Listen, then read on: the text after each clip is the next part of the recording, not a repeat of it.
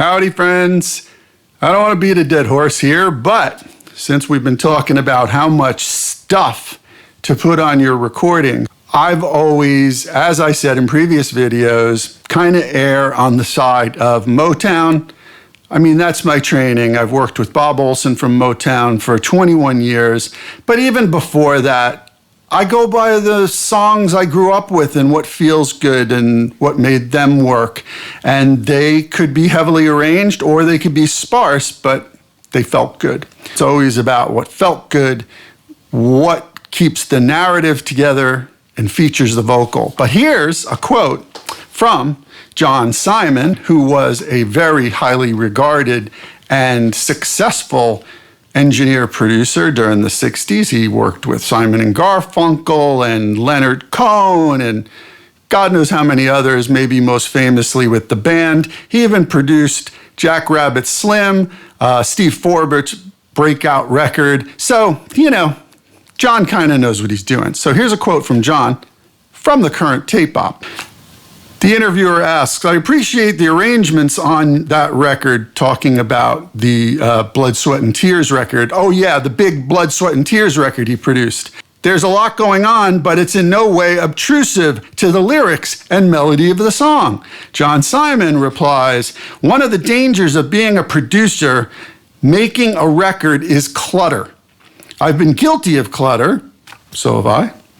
At this point, I've come to appreciate records with clarity.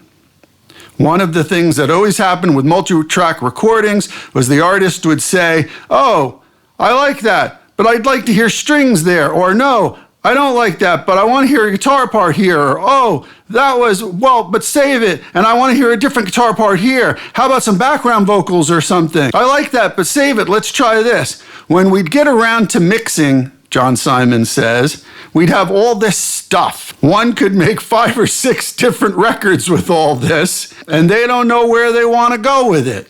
I've always been one to make a commitment right away. Print the reverb and echo on the original track. Print the reverb or whatever color and attitude it adds to the song.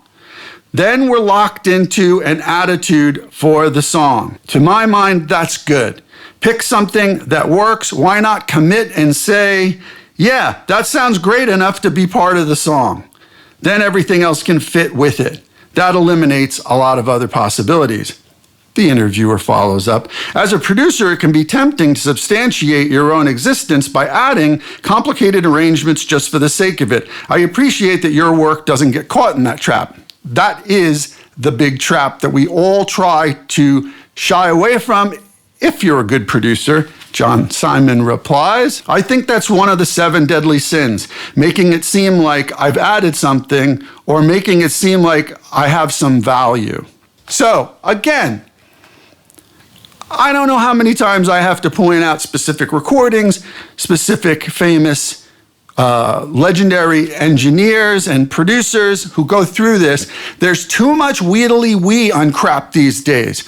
I'm not listening to the message. Nobody is. You're just throwing shit out there because you can. It's not the way to make people care about music. Build it and they will come. Well, make them feel something and they will come.